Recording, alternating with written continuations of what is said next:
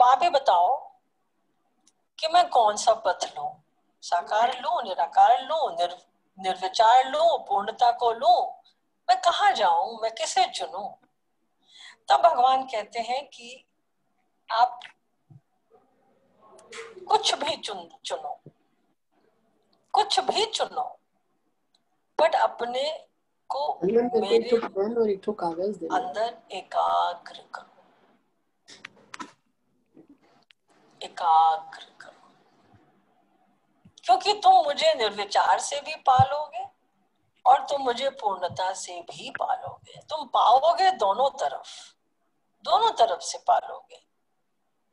तो यहाँ ज्ञान और भक्ति में क्या फर्क आ रहा है? ज्ञान में आपको मोक्ष मिलेगा और भक्ति से आपको परमात्मा मिलेगा। अब आप पूछो ये मोक्ष क्या है? आपकी नजर में मोक्ष की क्या परिभाषा हो सकती है? पॉसिबिलिटी ऑफ मोक्ष बताइए, ऑडियंस बताइए। जो दोबारा तो कहते हैं दोबारा जन्म नहीं लोगे, मनुष्य मानव no rebirth, freedom from want, नहीं आए।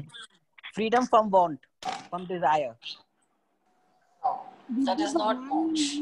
हो जाना भगवान Moksha should be when in complete bliss, when in a state of complete nothingness. चलो हम बताते। दीदी थोड़ा सा दीदी मोक्ष मतलब डिटैचमेंट भी होता है क्या? You will be detached with नहीं, ये सब दीदी कुछ नहीं। आवागमन की उससे छुट्टी निवृत्ति हो जाएगी?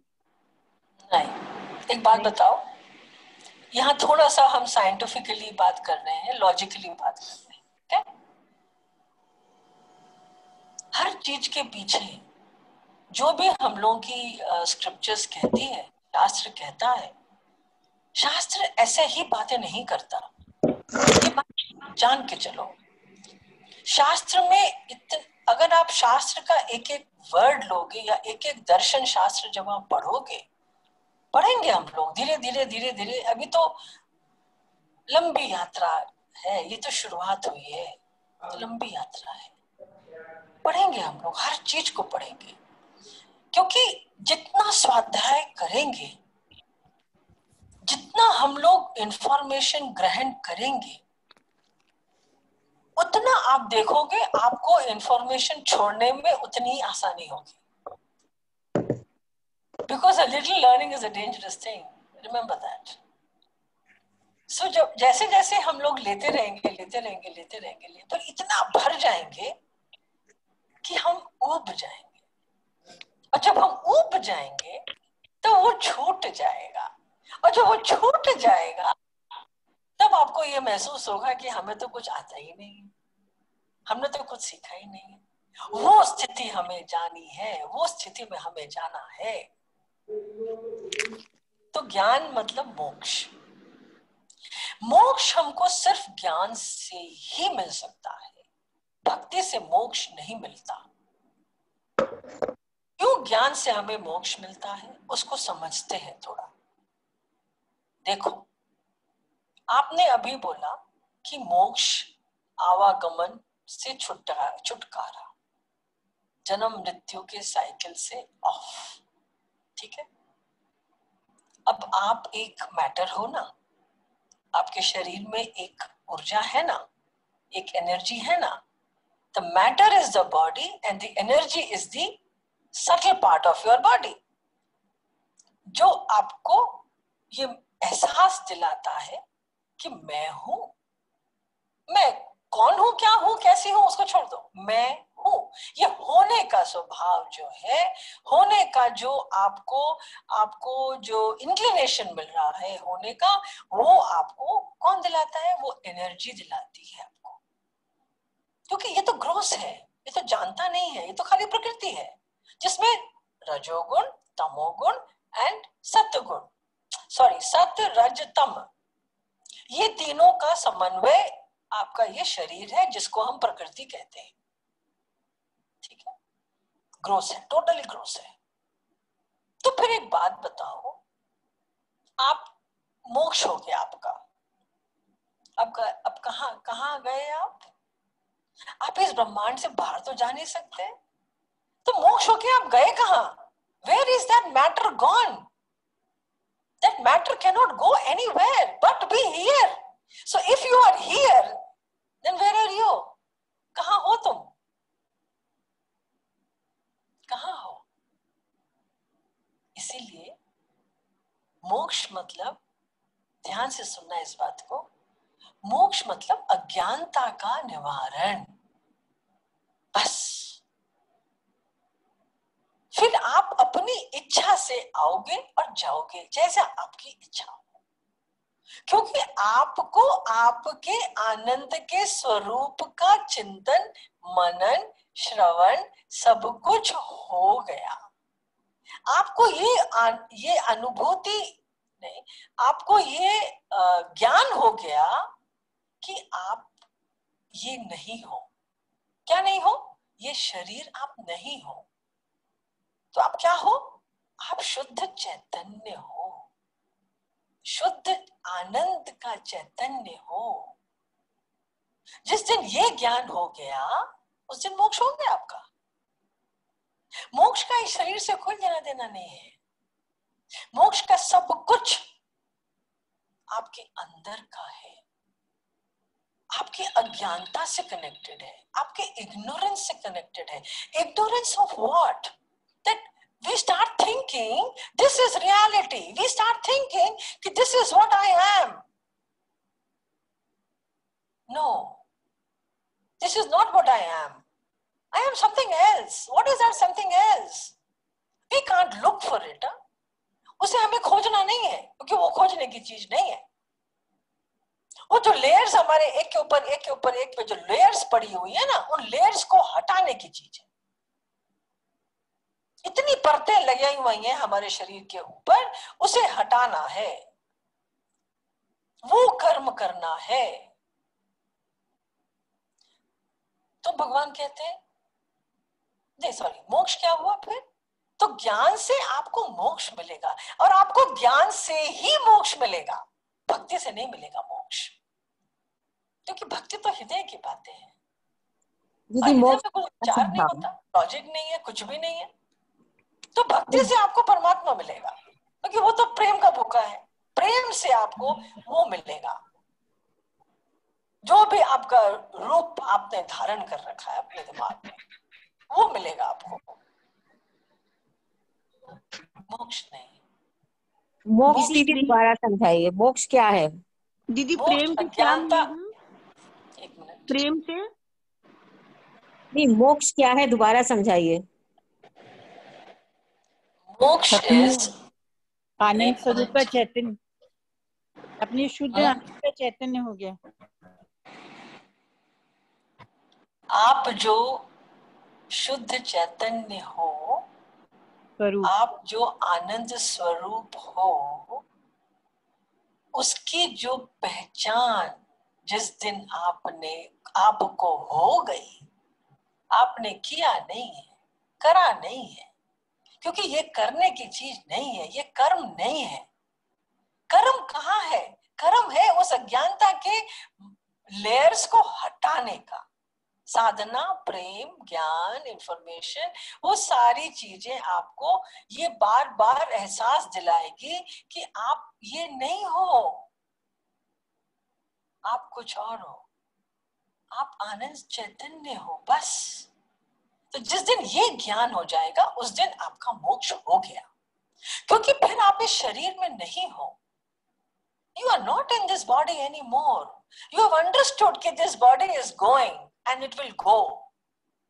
I am not this body. Then what am I? Who am I? अरे यही तो इटर्नल क्वेश्चन चला आ रहा है पता नहीं कितने सदियों से। Who am I? Who am I? Who am I? Buddha ने 40 दिन तक एक ही बात रट्टी बोध गया में उस बोधि ट्री के नीचे। उसने कुछ नहीं किया, उसने सिर्फ एक ही क्वेश्चन पूछते रहे। Who am I? Who am I? Who am I? 24 घंटा 40 दिन तक उनके पास एक ही क्वेश्चन था और एक ही फोकस था। Who am I? मैं कौन हूं? That's all.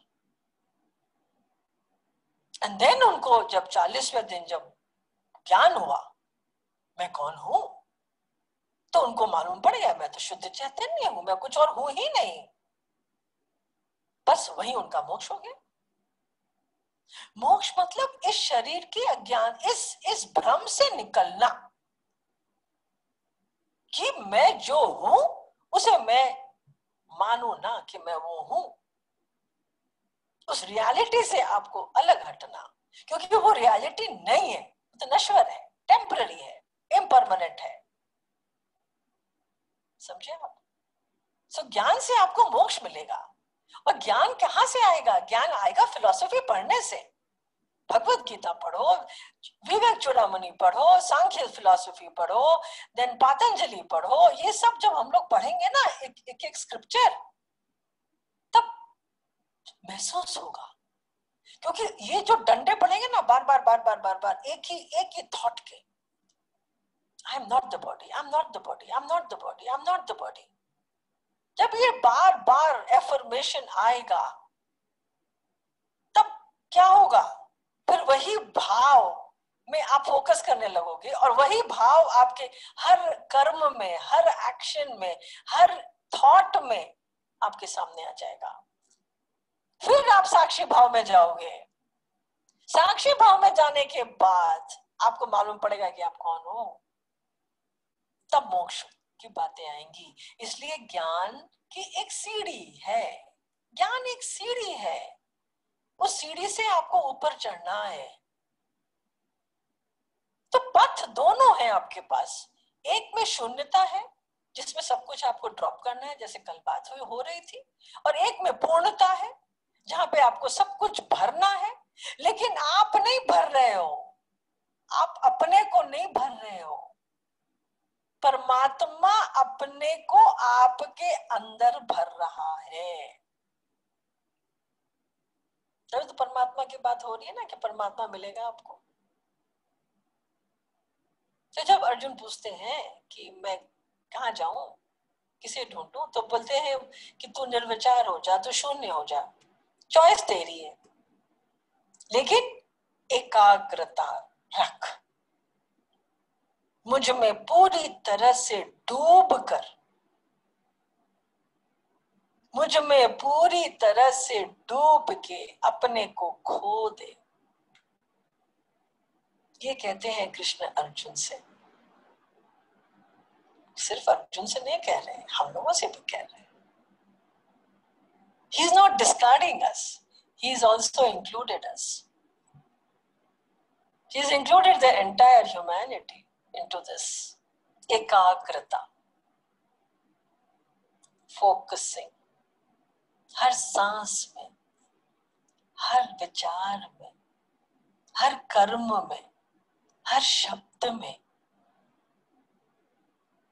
इसके लिए मैं एक बार बहुत पहले कोई ध्यान में बैठी थी, बहुत साल पहले की बात है, कोई मंदिर में थी। वहां बहुत अच्छी एक अनुभूति हुई जो आप शेयरिंग विद यू, कि ये अगर आप जब भी आप ध्यान में बैठे हो, जो भी बैठते हैं ध्यान में, जो भी आप करते हो, उसमें आप ऐसा ध्यान करो कि आपके आगे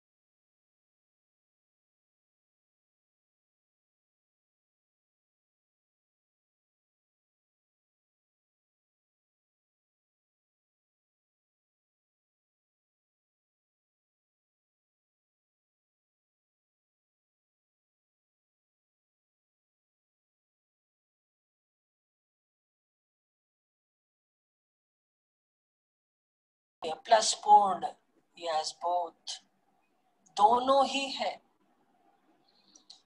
उसके पास। फिर अर्जुन पूछते हैं कि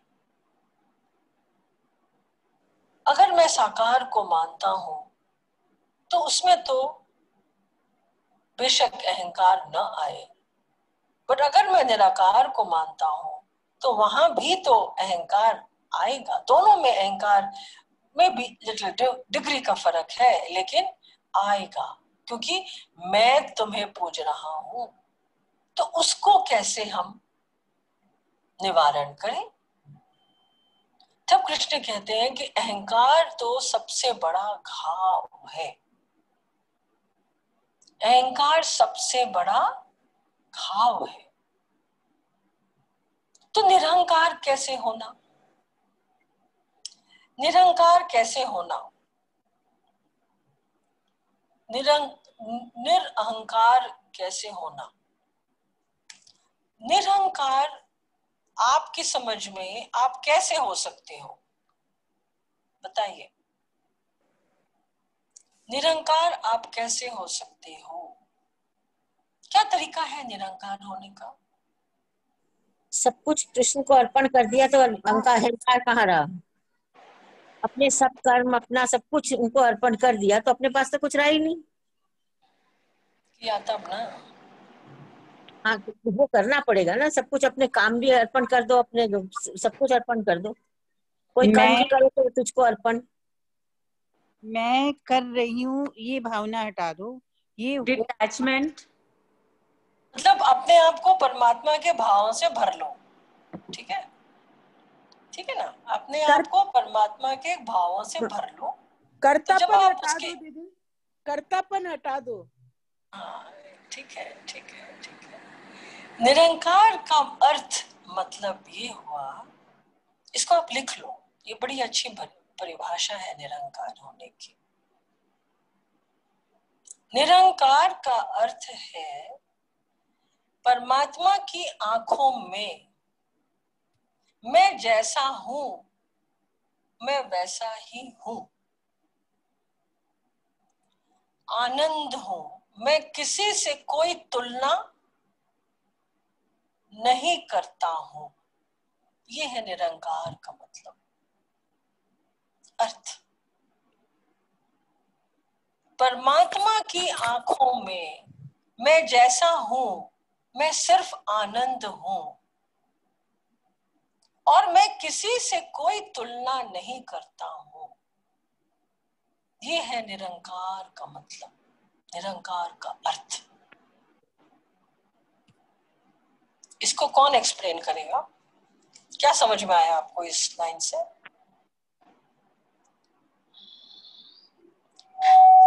कि दीदी कि हम जैसे भी हैं परमात्मा को वो वैसे ही हम स्वीकार हैं, और हम किसी के साथ अपना कंपैरिजन नहीं करें, चाहे कोई बड़ा हो चाहे छोटा हो चाहे जो भी हो, हमें किसी के संग कंपैरिजन नहीं करना है, क्योंकि सब अपने में ठीक है, सब अपने में श्रेष्ठ है, सब में गुड एंड बैड सब होता है। आप फर्स्ट ऑफ ऑल तो जो आप लैंग्वेज यूज कर रही हो उसको थोड़ा सा हम शिफ्ट करते हैं। यस दीदी।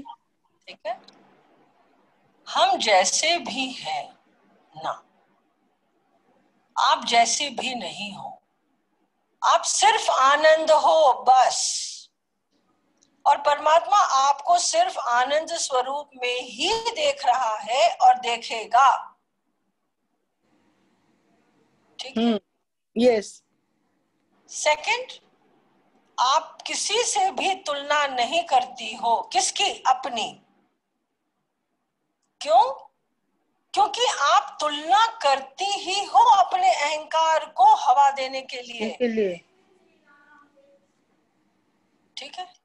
यस। तो कंपैरिजन, कंपटीशन, तुलना, ये सब जेलसी से होती है, एनवी से होती है, इनसिक्योरिटी से होती है, और ये सारी चीजें का सोर्स क्या है? अहंकार।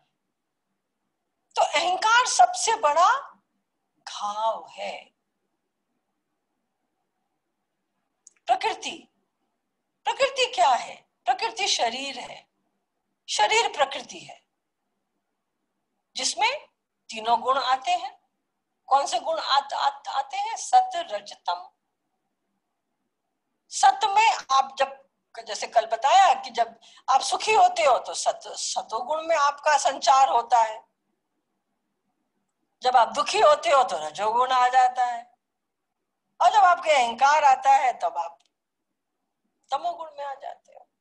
जब आपके मोह आता है तो आप तमोगुण में आ जाते हो। तो आप ये परमात्मा का अंश कहाँ जा रहा है? न अहंकार में है वो भाव। परमात्मा का अंश आप हो, ये अनुभूति कहाँ जा रही है? न कोई शरीर में जा सकती है, क्योंकि शरीर तो प्रकृति है और प्रकृति तो एक्शन है, एक्टिविटी है। गुणों से क्या बना हुआ है? पंच महाभूत से बना है। वहां तो कोई परमात्मा का अंश तो समझ ही नहीं आएगा, क्योंकि वो तो पूरा का पूरा ग्रोस है, स्थूल है। तो फिर ये परमात्मा का अंश हूं, मैं परमात्मा का अंश हूं, ये भाव में अहंकार नहीं है क्या? नहीं है अहंकार। कौन बोला? 100% अहंकार है इसमें। मैं परमात्मा का अंश हूं, इसमें भी प्रेम नहीं है, शरणागति भी नहीं है, क्योंकि उस मैं में अहंकार है।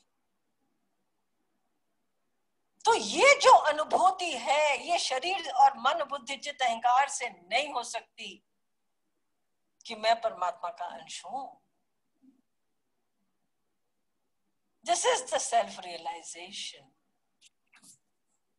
और ये realization is only at the soul level, not at the mind and the body and intellect level. मैं परमात्मा का अंश हूं, ये सिर्फ जीवात्मा का जब एहसास होगा कि हम एक जीवात्मा है जो जीवित जागृत आत्मा है, जब इस चीज का एहसास होगा तब जाके हमें मालूम होगा कि हम परमात्मा के अंश हैं। बाकी बातें तो सिर्फ हम बोल सकते हैं, कह सकते हैं, सोच सकते हैं, चित्त में आ सकता है, लेकिन ये सब कुछ अहंकार से रिलेटेड रहता है, क्योंकि अहंकार ही तो सबसे बड़ा घाव है। दीदी एक बार फिर बोलिए। दीदी एक बार ये रिपीट कर दीजिए। दीदी आई हैव अ क्वेश्चन। अभी तक ये सोचते आ रहे थे कि भगवान हमें मोक्ष दो, आज समझ में आ रहा है कि मोक्ष का अर्थ आपने जो बताया, इसका मतलब जब आत्मा शरीर छोड़ती है तो वो परमात्मा में मिलती है, तो क्या हमें फिर आना पड़ेगा इस साइकिल में? फिर बेबी समझ लो, प्लीज समझ लो, कंफ्यूज मत हो। आना और जाना पूरी दूसरी कहानी है।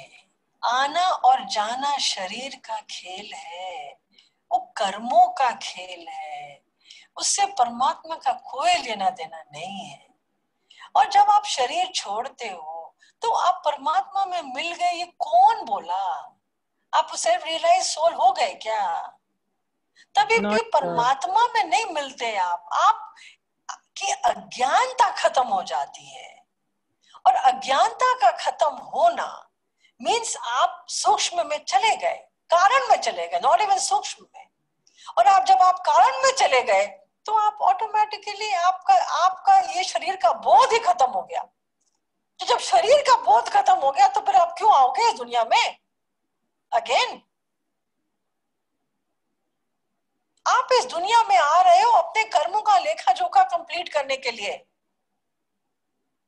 उसके लिए आप बार बार जन्म ले रहे हो। और जब तक ये कर्मों के लेखा जोखा डेबिट क्रेडिट 0/0 नहीं होता है, तब तक आपको ये धारण करना पड़ेगा। आप कौन धारण कर रहे हो? आत्मा धारण कर रही है। आपका कारण शरीर धारण करता है।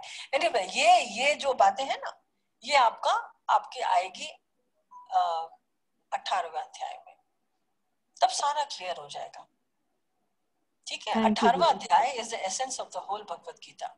तो दीदी अपने को कैसे पता चलेगा कि अपना डेबिट क्रेडिट खत्म हो गया? क्या क्या अपने को कैसे पता चलेगा कि डेबिट क्रेडिट खत्म हो गया, अपने जीरो पे आ गए?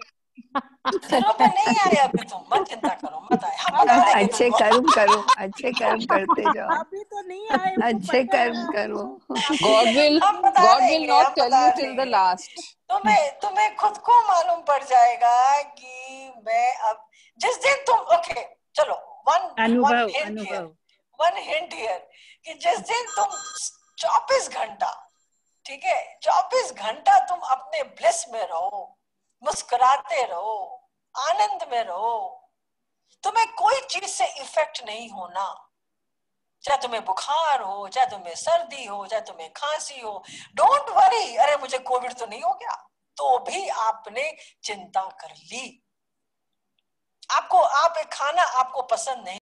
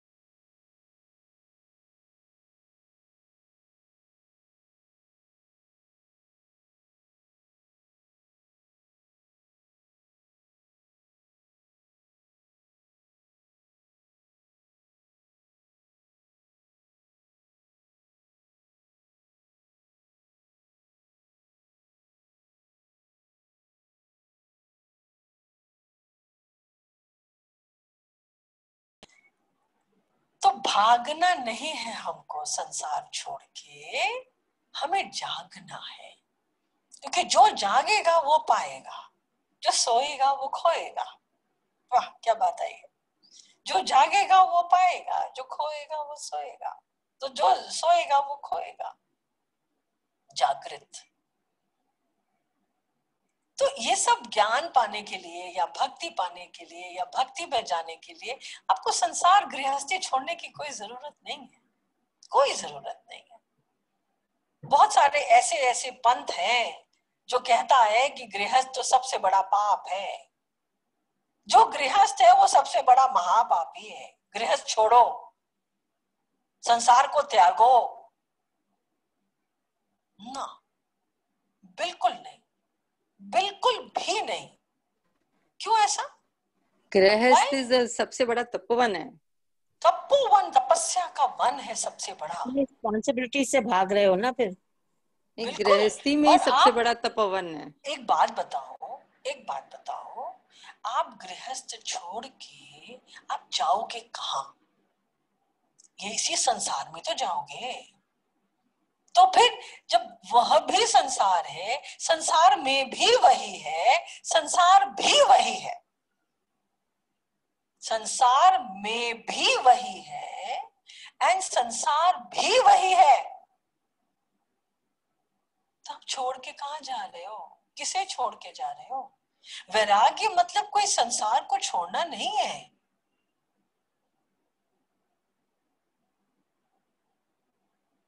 वैराग्य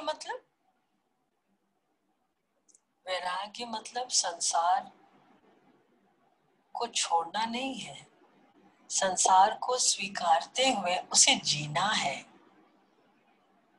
संसार को, क्योंकि संसार से हटके तो कोई भी नहीं जा सकता ना। तो वो सन्यासी भी जो संसार छोड़ा है वो तो कहीं जा नहीं सकता। संसार के बाहर जा रहा है क्या? वो भी इसी संसार में है।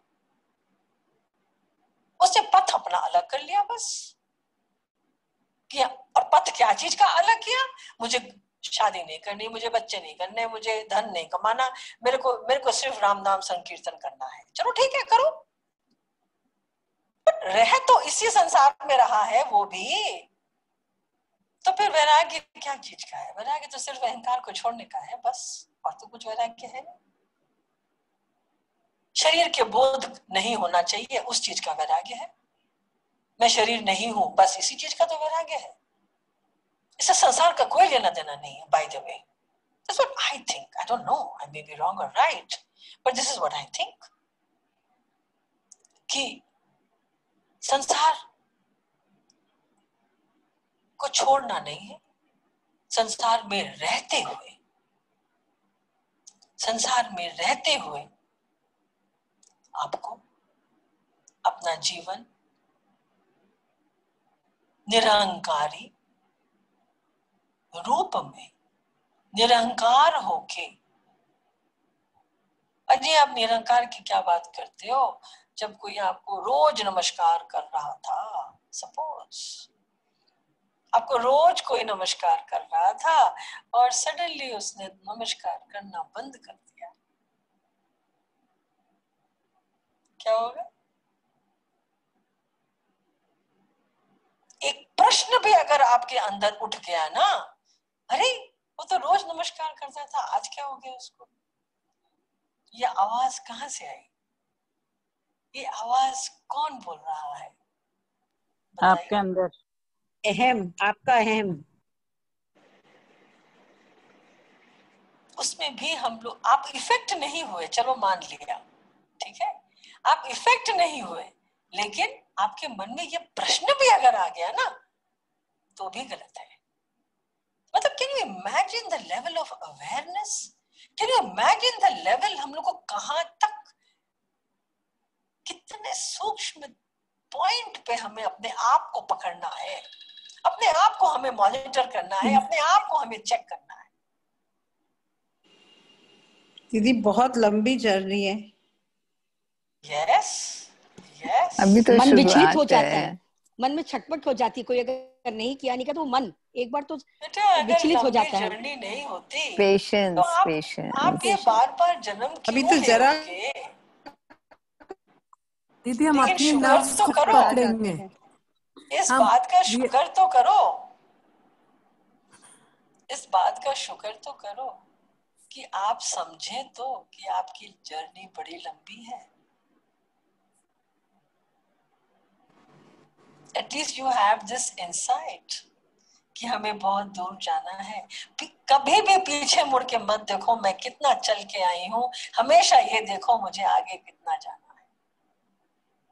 पीछे दीदी वो भजन है ना, बड़ी दूर नगरी कैसे आओ रे। फ्यूचर देखो पास्ट नहीं। समझे आप?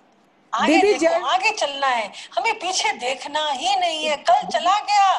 पास्ट ही तो आपको आगे के लिए तैयार करता है ना।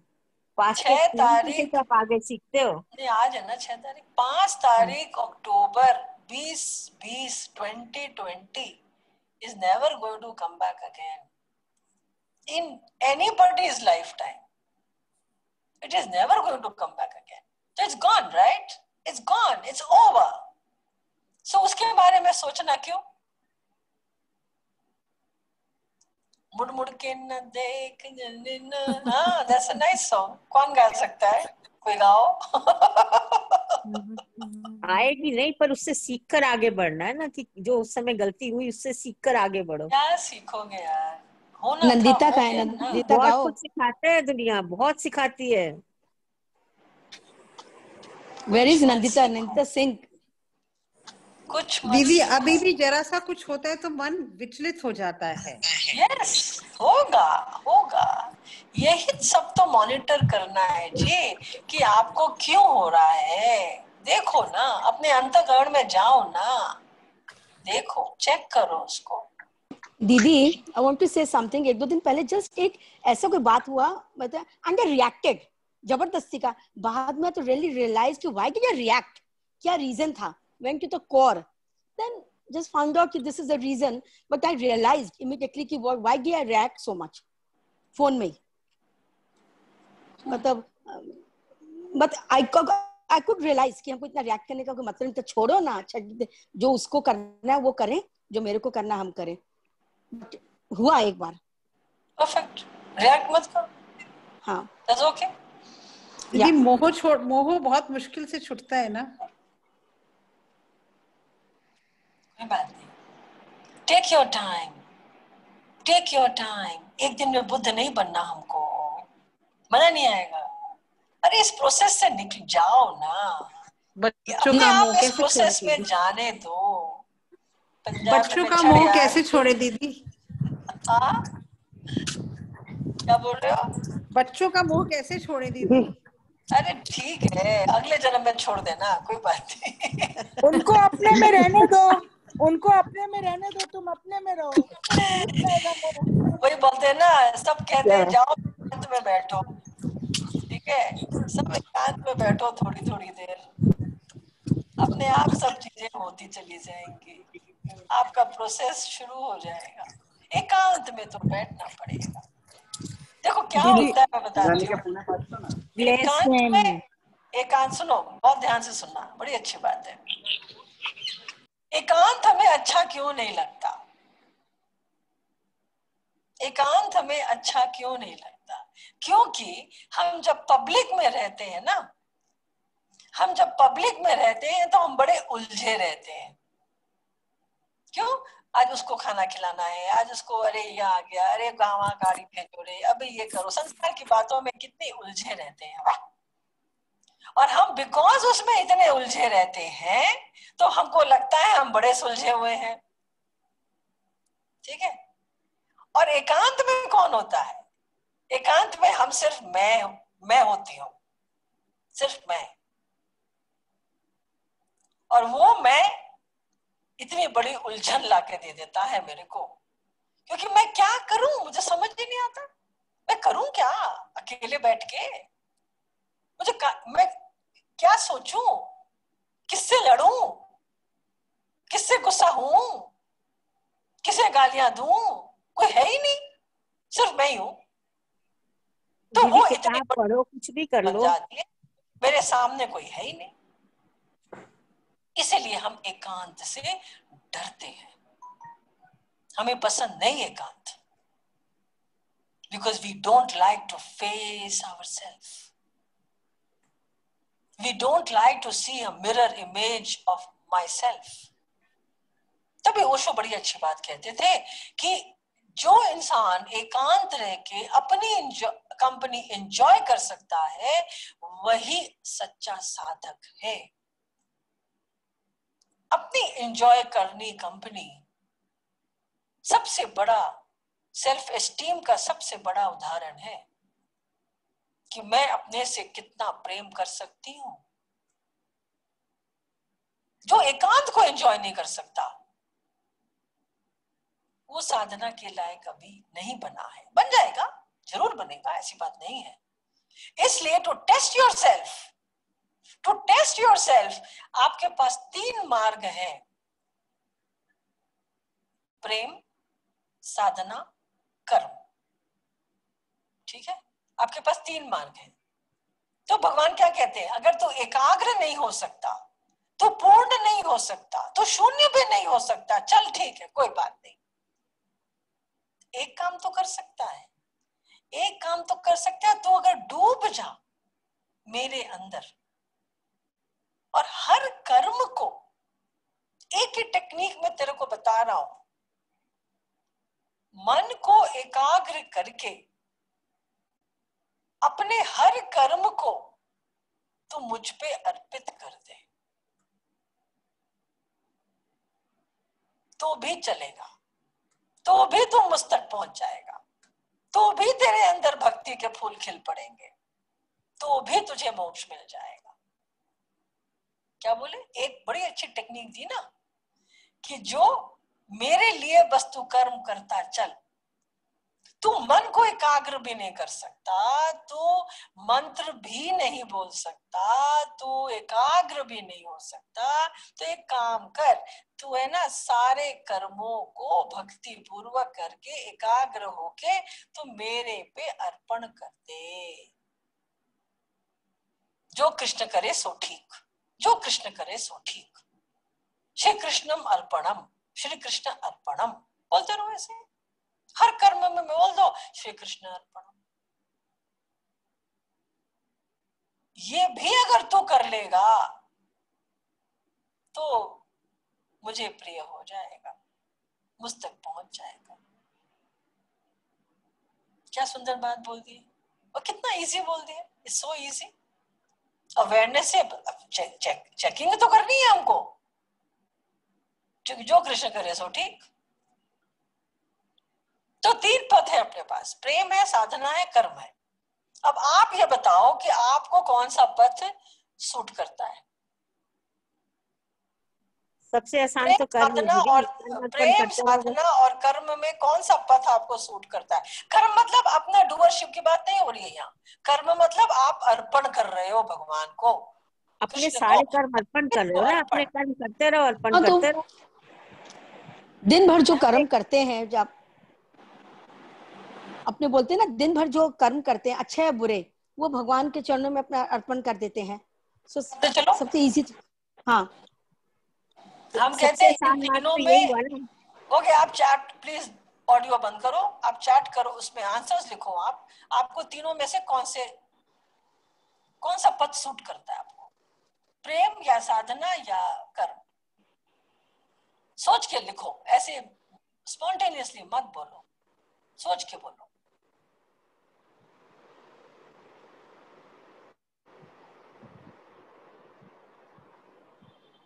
चैट में लिखो। प्रेम दीदी, प्रेम।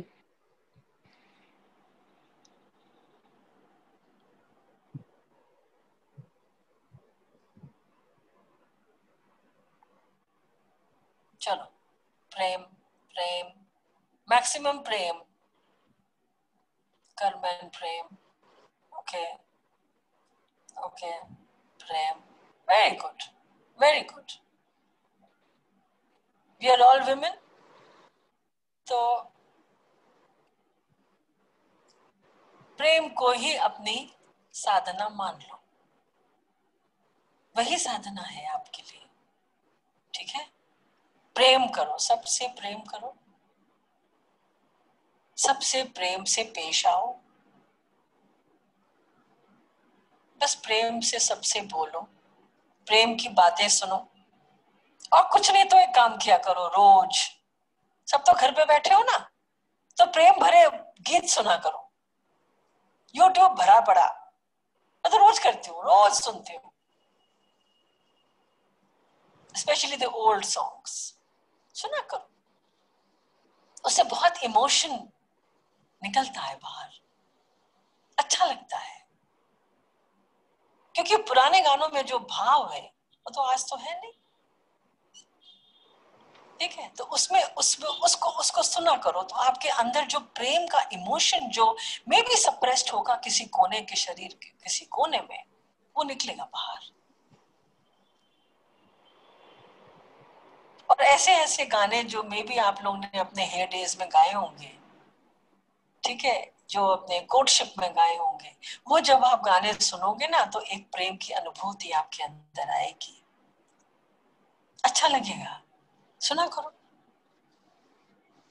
भक्ति के गाने सुना करो, प्रेम के भजन सुना करो, म्यूजिक कान श्रवण। उनसे ओल्ड सॉन्ग्स एंड भजन से तो रोना ही आता रहता है। तो रो ना, बहुत अच्छी बात है, रोने के लिए कौन सी कंजूसी करनी है, रोने के लिए कौन मना कर रहा है, नो हार्म। देखो जब इंसान रोता है ना